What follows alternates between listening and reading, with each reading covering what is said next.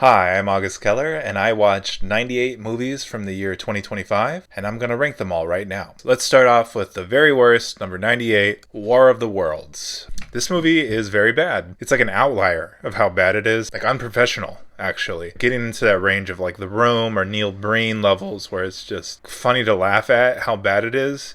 It's still not necessarily enjoyable. It's definitely memeable. Okay, next up I have number 97, A Working Man. I found this movie grueling to sit through. It's ugly to look at. It's a boring story. It's very cliche. I found it to be in pretty poor taste a lot of the time. Next up I have Happy Gilmore 2, just more Adam Sandler, low effort garbage. Here I have a Minecraft movie up next. I know that's a high profile movie, but I think it's an ad. It's a feature length product ad. This movie made me mad. Megan 2.0, they turned Megan into Ryan Reynolds for some reason, and I found her very irritating. Snow White, obviously everyone hates that movie. It looks very ugly. It's just Disney making a quick buck. The Conjuring Last Rites, I found really boring. Karate Kid Legends, it's like the most forgettable movie ever, maybe. The first part is kind of interesting with them setting up the teenage kid, but once they get into Jackie Chan and Ralph Macchio showing up, it's just like, come on, can we stop doing this? Do we need to keep trotting out old cameos and people acting like anyone cares? On that note, I Know What You Did Last Summer had a remake as well, and it's boring, and yeah, they have some pointless cameos, and I don't really remember much about the movie.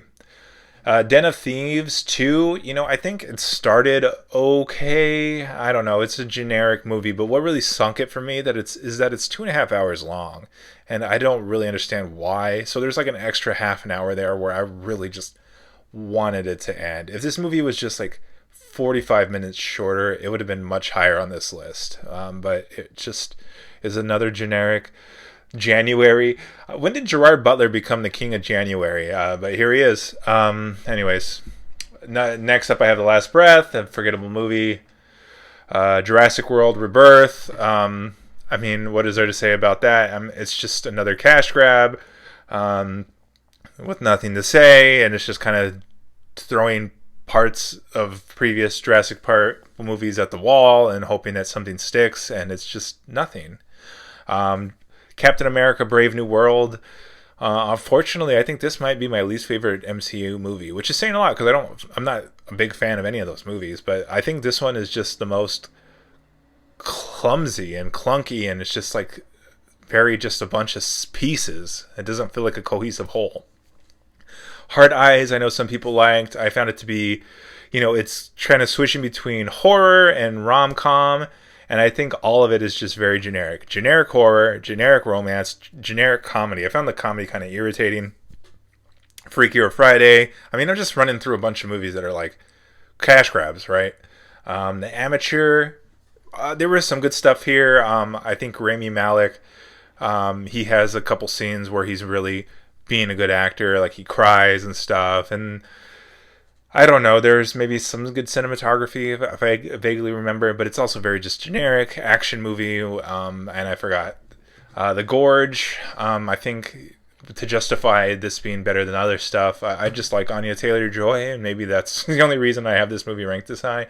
I think the first half was kind of interesting when there's like a mystery about what's in the Gorge, but then once we go in there, I kind of lost a lot of interest. Love Hurts, this movie is a bummer to like rank this low because it has interesting cinematography, it has interesting sound, it has an interesting cast, but the story is so boring and it's so convoluted, and I think the second half I was like nearly falling asleep, and that's a shame.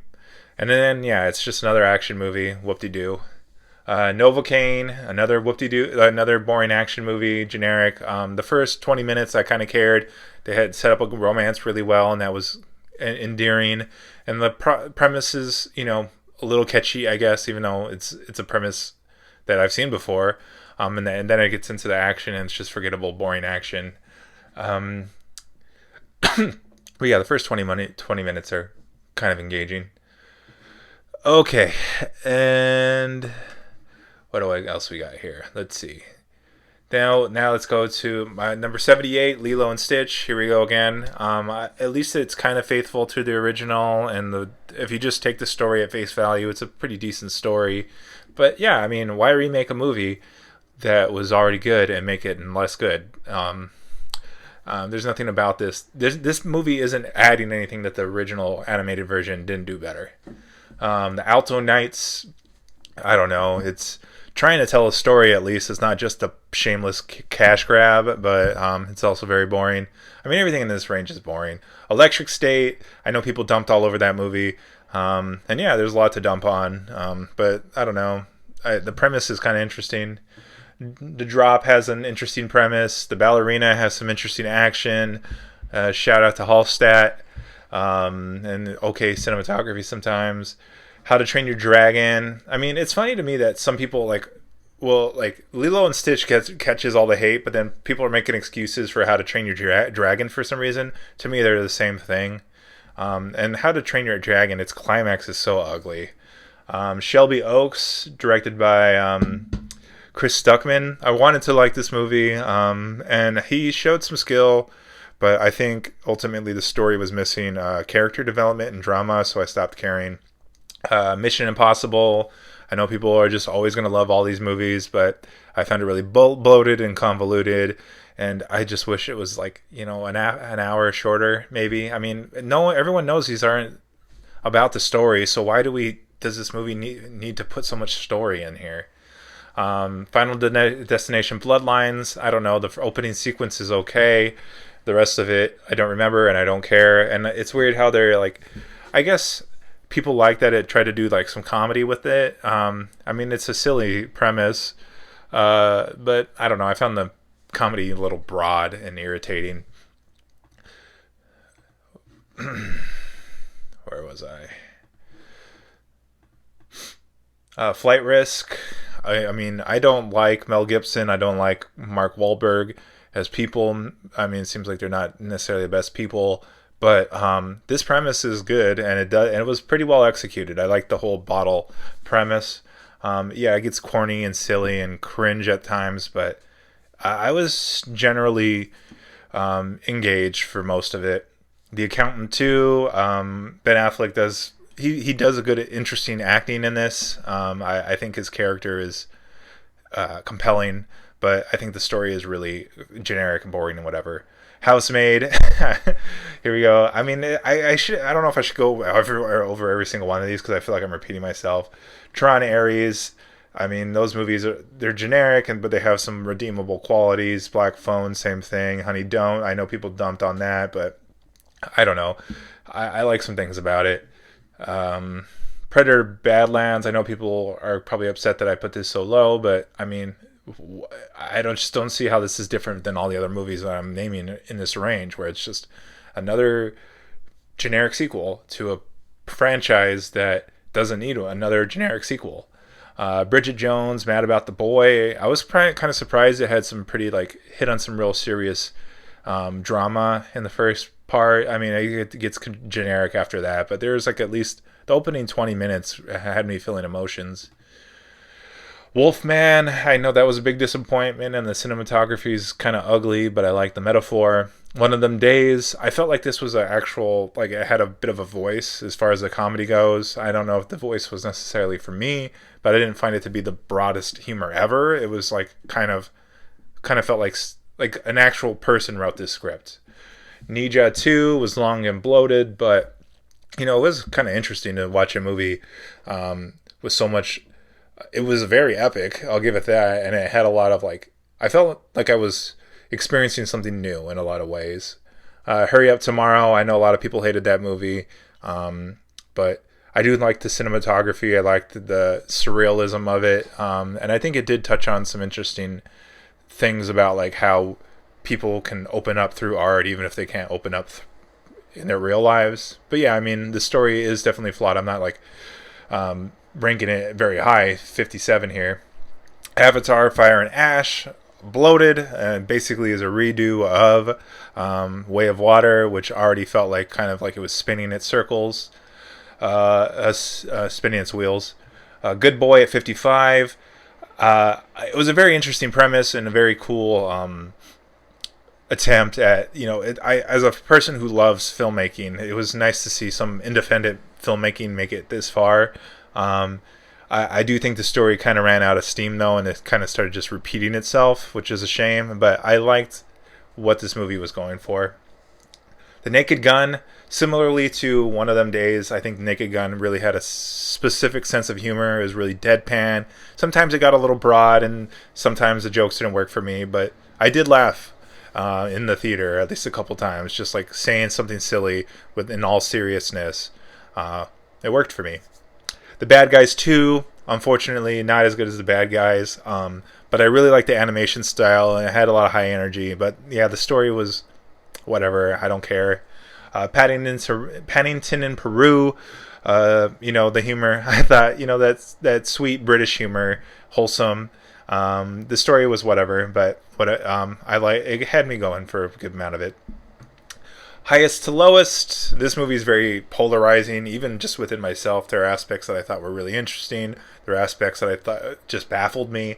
I wanted to like it, and I think there's a good movie in here, but there are some choices made that, like the music, I think a lot of people agree sounded like very like cheesy, like almost like intentionally cheesy. Elio, I know it's a very forgettable Pixar movie, but I don't know. I'm just going down with the Pixar ship. I just want to just remind people that, Pixar, even at its worst, is fine. And this is pretty much Pixar at its worst. I mean, it's just a very forgettable movie, but I think the animation's still good. The storytelling's still competent. Thunderbolts, I think a lot of people wanted me to rank this higher. Maybe I think there are things about it that I appreciate. I mean, the climax is very dark and intimate, which is great. But everything besides that, I could take or leave. The Longest Walk, people really liked. Is a very interesting premise, but I found it to become a little repetitive after a while. Like, I know where this is going. The ending was a bit of a surprise, I suppose, but I mean, it wasn't that surprising. And I think I feel like this is a short. This could have been like a 45-minute short, or like an episode of like Twilight Zone or Black Mirror or something, and it would have worked better that way. Springsteen, Deliver Me From Nowhere. It's a very generic biopic, I suppose, but I do like the mental health awareness of it. And yeah, I like Jeremy Allen White, so I wanted to like this movie, and it was fine. Him, here's another movie that people didn't like, but I appreciate the filmmaking of it, the cinematography, the editing. It's very surreal, very abstract and kind of maximalist at times. The story runs out of steam and doesn't really know where it's going some of the time, but it is an interesting metaphor, and I like how it's highlighting the toxicity of a sports culture, and then kind of equating it to like a lot of social commentary around it, stuff revolving around race and things like that. Zootopia 2, very competent movie. The story is fine. It's funny, but it's weird to me that Elio can bomb so hard, and then Zootopia can like make billions of dollars, when I think quality wise, I don't know, they're about the same to me. Predator, Killer of Killers. Now this I liked. It was pretty interesting. It was an anthology, 3 short stories, and they all kind of build to something that I don't know. I didn't really care about all that much, but I liked. I think one of them was like almost like a silent, like there's no dialogue almost, and the action was pretty well constructed and engaging. I thought it was, yeah, I liked it. Wicked for Good. I mean, this is tough. Wicked I liked a lot, and Wicked for Good just kind of feels like leftovers, and it's funny because I feel like in a lot of ways it's the same. I think we're just taking it for granted. Like, we were already exposed to all the production design, and the actress's chemistry. So when we see it again, it's just like, okay, but there's nothing new here, and the music's not as good. The story isn't as I don't know. I would say it's less concise, but I don't know. I didn't hate it, but I did find myself just wishing it was the first movie. A Big Bold Beautiful Journey, solid. Yeah, it was a cool premise. It was emotional. It had some filmmaking techniques, but yeah, not that great. Dogman. I was surprised how much this movie won me over. It was a little manic for me, but I liked the animation style. It got a little intimate, and yeah, it was fun. Opus is a little A24 movie that I think some people hated, and same with Death of a Unicorn. I think Opus had some interesting social commentary. Same with Death of a Unicorn. I like of a Unicorn a little more because I found it funnier and it had a more interesting cast and a higher concept. I mean, the unicorns running around at the end is more interesting, I guess, than just. I mean, I don't want to spoil Opus, but what it builds to is a little more grounded, I guess. And Death of a Unicorn has got more genre to it, which is more fun. Having Superman at 38 might bother some people, but I just found it a little bloated. I think it was well done, and I liked it. But someone who has enjoyed every James Gunn movie that I've seen, I was a little disappointed. I think it's maybe my least favorite James Gunn movie, actually, which I don't know if that's a hot take or not. But yeah, I liked it, and I'm interested to see where the series goes. But yeah, I wish it was a little more trimmed down, a little more focused. Weapons, I have at 37. I think maybe I'm low on this movie. I liked it. I think the non-linear storytelling was interesting. But once the reveal happened, I kind of lost interest. I was like, oh, okay, this is what this movie is now. And for like the last 20, 30 minutes or whatever, I found it kind of like, whatever. I mean, the climax is pretty glorious, like, whoa! And, it ends on kind of a sour note, which I liked. But other than that, I mean, and I was hooked for the first chunk of it. I mean, look, I have it in the top third or so of my list, so I like the movie. But I think people putting it as in their top 10 is a bridge too far for me. I liked it. I wasn't moved by it or anything. F1 is another movie. I guess these three movies are all kind of the same in a way. Like these movies that are really popular that I am a little more lukewarm on. F1 is generic, but it's it's a good old fashioned blockbuster. I liked it. But yeah, the story is I don't think I was ever surprised or on the edge of my seat. I always knew where it was going. The day the Earth blew up is this this was a little surprise to me. Is a good old fashioned Looney Tunes, which I found the humor very specific, even if it's not my sense of humor. I liked that it was someone's sense of humor. It was not broad at all. Jay Kelly, that movie did move me a little bit. I got emotional. I get that it's first world problems movie, and there's not that much filmmaking to it, but there were some parts that really hit me. Companion, I like the high concept. I think once it reveals and starts unravel, the plot gets going, the third act kind of loses me, but I would say the first 2/3 I enjoyed.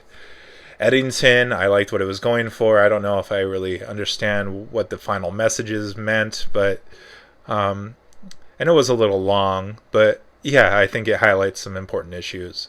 Together I liked it. I think it was an elevated horror movie that had used a horror premise to convey, relatable relationship issues. I got a lot out of it. Better Man, I was surprised. I mean, there's one sequence in Better Man that's still one of my favorite sequences from the whole year, when they do Rock DJ, that it's all shot as if it has one shot, and it's just awesome. I love it. But yeah, it's long, and the story is not that interesting to me. I don't really care about Robbie Williams, to be honest.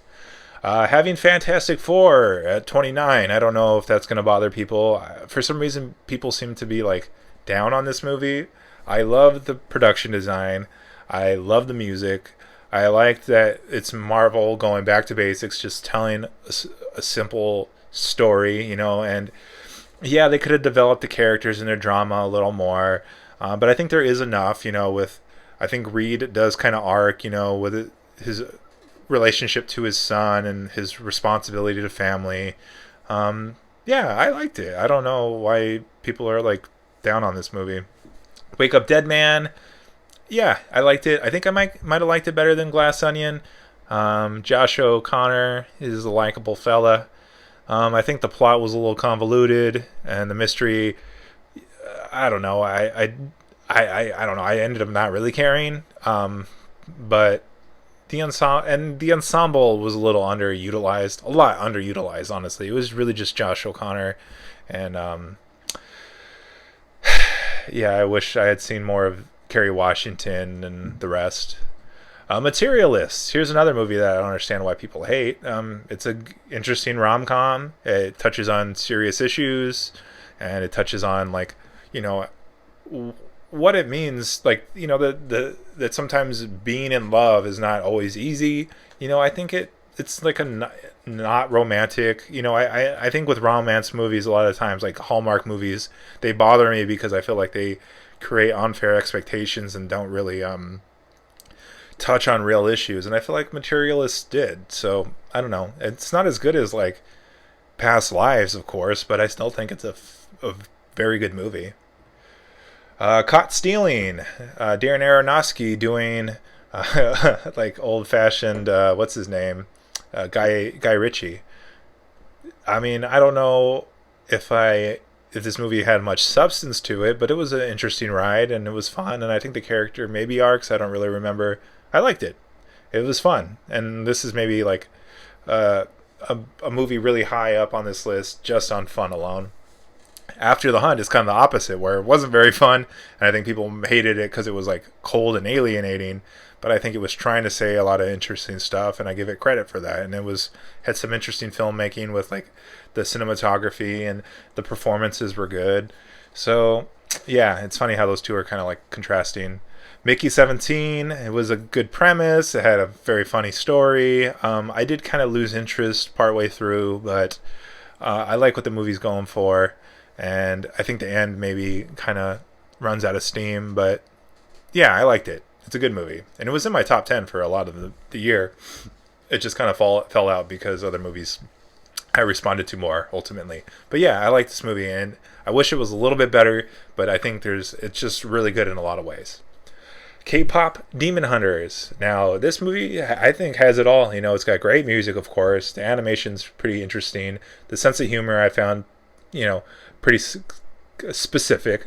I think it has a good character arc and a good plot. I mean, I don't know if it's the deepest movie in the world, but I think it's just a well-made film. Friendship.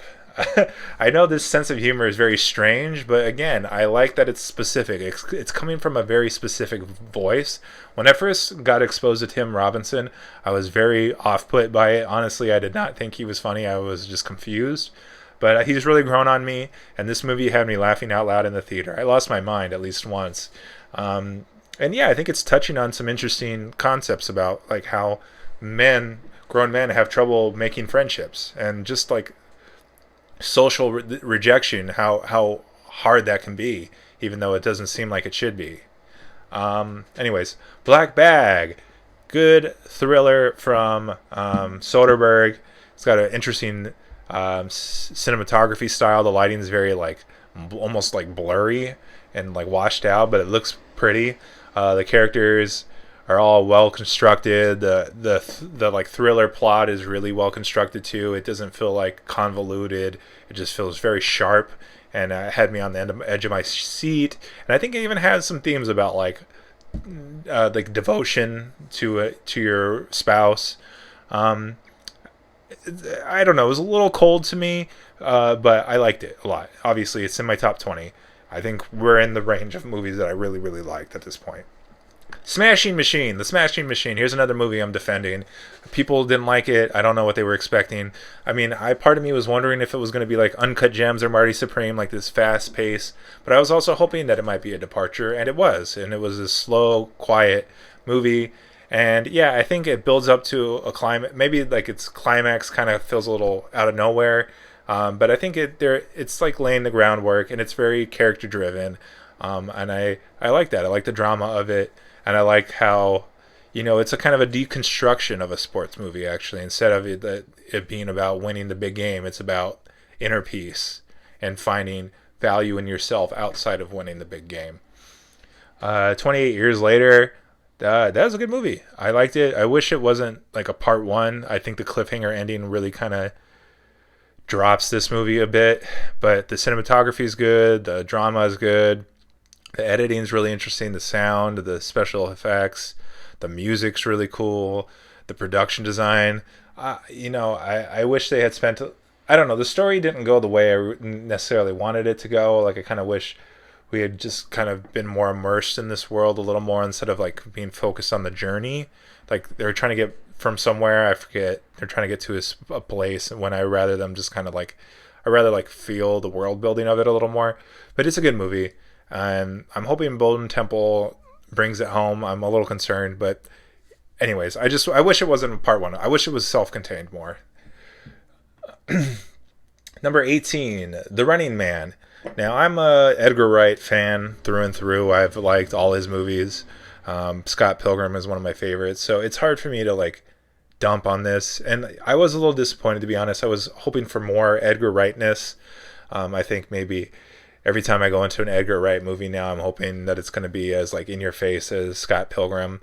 In this movie, yeah, the cinematography wasn't as slick, the editing wasn't as like sharp, but it did have moments of that.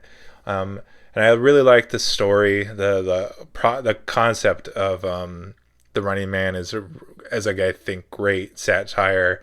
The performances are good. Coleman Domingo's eating it up. Josh Brolin's doing well. Glenn Powell, like he does his job. The ending kind of lost me a little bit, but I like this movie, and I'm hoping that people, come around to it as time goes on. At number 17, I have Presence, another Soderbergh movie. This movie is almost like an experiment. It's just like it's all shot from the POV of a ghost haunting a house, and I just really like that premise. I really like that commitment to the bit, and I think the twist at the end, it gives me goosebumps. Like it's just so good. The Phoenician Scheme. This is just good old fashioned Wes Anderson doing his Wes Anderson thing with, walking in the door. Wes Anderson gets 10 out of 10 in production design, 10 out of 10 in cinematography, and often 10 out of 10 in direction. I don't know if I gave it a 10 out of 10 on direction here, because this movie is maybe my least favorite of his that I've seen. It's like purposefully convoluted. I think it's like that's the joke. Like even the title, The Phoenician Scheme, I think that's intentionally like a hard title. Like it's funny how like convoluted the title is, and I think that's like what this movie is about. But it's hard to follow and it's hard to get invested in. But yeah, there's still a lot of Wes Anderson goodness in it. So I admire everything that man does. He's really dedicated to the craft, and I respect this movie. And maybe I don't enjoy it all that much, but I still liked it, and I would watch it again over most of these other movies that I listed. Number 15, The Life of Chuck. It's a big year for Stephen King, it seems. But yeah, this movie, I didn't get it at first. Like I had to like read up on like what it meant, and I realized, oh, that first chapter was a metaphor, and the second chapter is connected this way. And once I pieced it together, I realized, oh, it's a very touching, emotional story. And yeah, I still felt emotions as I left, but I think this is the kind of movie that could make people cry, especially if they get it. Speaking of movies that make you cry, number 14, I have Sorry Baby. I don't think there's a lot of filmmaking technique in this movie. It's a very straightforward made film, but the writing is just so strong. It's a very interesting combination of like hard-hitting drama, like very serious topics mixed with comedy, and like it's like self-aware. It's like someone using that comedy to cope, to like as a defense mechanism. It's not like trying to make light of the serious topics. It's not like it felt like a very good taste. It was a good union of those two things, and that is such a good strength that for me it's all the way up here. Number 13, another movie that people seem to hate is The Monkey. Speaking of an interesting, like, hard tones to pull off, I think comedy and horror are almost always messed up. Like, it's hard to put those two together. The comedy distracts from the horror distracts from the comedy, and it feels like it's just kind of like clunky, like two things side by side rather than something melding together. But what I like about The Monkey is that it's dark humor. It's very black humor, and that's my sense of humor, for one, so I liked it. But I also think that's how you combine them. You make these dark, like wicked kind of jokes, and it fits with the humor. with the horror. You kill, like, you do this really over the top goofy kill, and it's funny and also gross at the same time, and it's like tense, but I'm also laughing because it's so silly and goofy how that character exploded in such a cartoonish way. But it's like, should I be laughing at that? That's messed up. I'm messed up for laughing at that, but that's my sense of humor. So, and also there was good drama. I think the main character, he's got some demons he's battling, and there's an arc at the end, if I recall correctly. Number 12, I have Warfare. Now, this movie was very interesting to me. It was very committed. Another movie committed to the bit. It's very much 100% trying to be accurate to the experience of war. And I think some people were upset by, it not being anti-war enough. And, that is something I try to be conscious of. I do think it does some things to, like, point out that war is bad at the very end. So that kind of, like, saved it on that front for me. But besides that, it's a very thrilling, captivating movie, in my opinion. Like, I was hooked pretty much the whole time. It's all, like, shot in real time. It kind of, like, foregoes setting up characters, and it's all plot, which normally I don't care for. But what I like about this is that it's really doing a thing. It's really committed to, like, just putting the viewers in this experience of, like, what it's like to be in a situation like this. And yeah, we just start with these characters in this situation. We're watching the tension build. We're watching, like, a conflict hit the fan, and then how it resolves, all pretty much in real time. And I found it fascinating. And yeah, also terrible and horrifying, but also, like, this is kind of action that I prefer, where it's not glorifying it. It's showing it. So it's, like, thrilling and exciting, but also I feel, like, good about myself, like I'm learning something, and I'm seeing violence in a very raw, real way that is off-putting. Okay, anyways, number 11, I have Bring Her Back.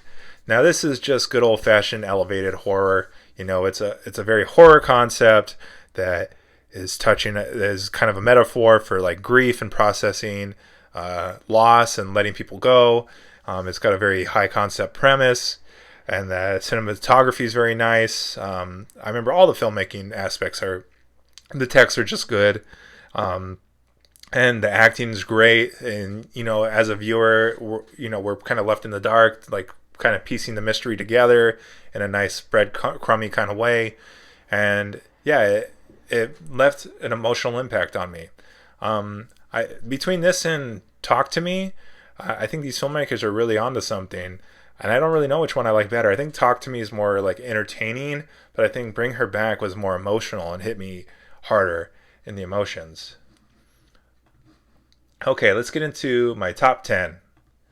At number 10, I have Sentimental Value. This is just a good old adult drama. It's I think the filmmaking is pretty good. It does some interesting things with editing and sound design and cinematography. Nothing too crazy, because it's a pretty minimalist movie. It's really letting the emotions dictate the story, and it's just touching on a lot of, like, family drama, really serious, and it's really picking it apart and, like, really not giving viewers easy answers. It's letting us kind of decide for ourselves what to do. And everyone's flawed, everyone's wrong in one way or another. And yeah, I like that. At number 9, I have Hamnet. I think this movie is a little, like, compared to Sentimental Value, it's also very dramatic, but I think the filmmaking obviously is there's a lot more to it. It being a period piece, of course. I think the cinematography's got a little more going on, the music. I did find it a little one note. It's very, very sad. And, like, once the sad stuff starts hitting, it's just kind of living in that one note of sadness, like despair, tragedy, for, like, a big part of the movie. And I mean, I get it. Like, what it's dealing with is very serious, and it should be handled with respect. And you definitely want to, like, examine how serious this is. But, I wish there was a little more breaks in that as a viewer to, like, kind of feel a little more range of emotion. But yeah, the ending is so good, and it really is very cathartic. And it's the kind of ending that, like, I think heal people. I know that's like a big statement, but I think, yeah, if you're going through something hard, like this is a kind of movie that might make you feel like not so alone, and that's powerful. At number 8, I have Frankenstein. This movie is almost like, I feel like this movie is like, I mean, with Guillermo del Toro, that's a really, I think people have high expectations. I want every movie to be Pan's Labyrinth, basically. And this movie is like almost there. Like I see like a masterpiece in here, and it's not quite that for me. I think it's a little long. I think, um, some of the cinematography and like production design could have been a little even more elevated. I think there was a lot of CGI that I was not a fan of, but the story is really good. I mean, I like how faithful it is to the original novel. I like the design of the monster. I like all the performances. Of course, Elordi's getting a lot of praise, but I like everyone else too. Mia Goth and Oscar Isaac, I think, did good jobs too. And I do like the cinematography and the production design a good amount. I just wanted this to be as good as like Bram Stoker's Dracula, and I don't think it's quite that good, but it's close, and that's saying a lot because that movie's awesome. So, anyways, yeah, this is a good movie, and that's why I have it at number 8. Number 7, If I Had Legs, I'd Kick You. Now, this is a movie I really liked. I think it's really touching on very important social commentary about, how mothers are treated, unfair expectations put on mothers. And I think it's really immersively told, the way it's like, people compare it to Uncut Gems and how it's like just one thing after another, and it's just like a stressful. And so that kind of movie definitely is engaging. It's an easy thing to watch because you're always hooked. The performance from Rose Byrne is a powerhouse performance. So yeah, there's a lot to like here. Number 6, Begonia. Another movie that's just a very well made movie. It's like mostly a bottle movie. The performances are great. It's very contained. The plot is like thrilling. It's got good social commentary. And yeah, about like classism and things like that. A lot of political commentary, I guess. And the ending is, I think, kind of perfect. Number 5, Train Dreams. This movie is beautiful and sad and tragic, but also a movie that makes you feel.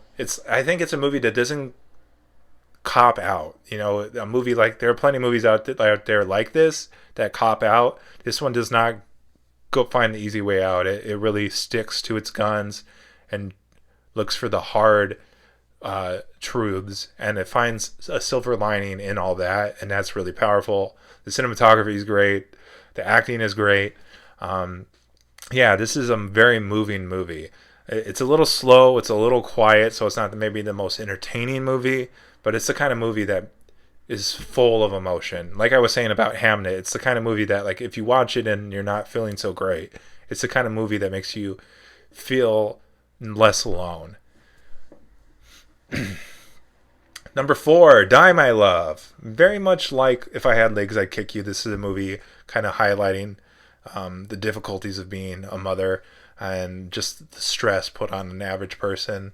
I like this one better than If I Had Legs because I found the filmmaking a little more maximalist, a little more interesting. The story's a little more surreal. And I think it's more tragic, actually. The ending is quite sad, but I like that about it because, sometimes the sad ending is the right ending for a movie. I prefer tragic endings in general, and I think this movie really is. It says what it's. I think it's very powerful in getting its point across because of that. All right, my top 3 are pretty chalk. I have at number 3, One Battle After Another. Everyone loves this movie. It's 3 hours, but it flies by. It's got a lot of political commentary, got a lot of great performances. The story is thrilling. The drama, you feel it. You care about these characters. It's just a good movie all around. A great movie, even. Number 2, Marty Supreme. I love this movie. Uncut Gems is a great movie. This is like Uncut Gems 2.0. I think it's deeper. It's saying more. Its character uh, um, is more complex and has more of an arc, I would say. It's a little longer, but I think it's more epic. And yeah, maybe it's not as fun as Uncut Gems, but I think it's deeper for sure. And almost as fun. I would say it's pretty comparable. And the more I think about it, the more I think I like this more than Uncut Gems, which is saying a lot because I like Uncut Gems a lot. So yeah, to me, he's great. The acting is great all around. The editing's awesome. The music, I love the music. Yeah, this is a really good movie. And number one is Sinners. Yes, I think Sinners is history. Like it's just this is cinematic history. I may have liked other movies in the 2020s more than this, like maybe The Substance or something, but I think this might be the most important movie of the 2020s so far. This is just great filmmaking. This is what film is supposed to be, in my opinion. It takes entertaining high concepts and combines it with really important topics and puts them together perfectly. And then on top of that, the filmmaking is excellent. I mean, I know everyone and their moms have talked about that one long shot in the middle of the movie. That is filmmaking at its finest. That's like the kind of shot they're going to show to kids in film school to teach them how to make good movies. And of course, the music is great. The acting is great. The production design is great. The cinematography, besides that one shot, is great. This is just an all-around good movie. This is a masterpiece. And yeah, I'm confident that people are like, when we decades from now, when we're talking about the 2020s, this is going to be one of the first movies that people bring up always because it's just important and it's like maybe changing cinema. How like people like, I mean, Ryan Coogler's deal with the studio, which I know is outside of the movie, but this is just like, to me, this is like showing that original stories can still be made and make tons of money. So yeah, I love this movie. It's just all around good in every way. And yeah, that's all I have to say about that. So thanks for watching. If you like what I'm doing here, please feel free to like and subscribe. I also have an Instagram linked in the description. But at the very least, I appreciate you watching, and I'll see you next time.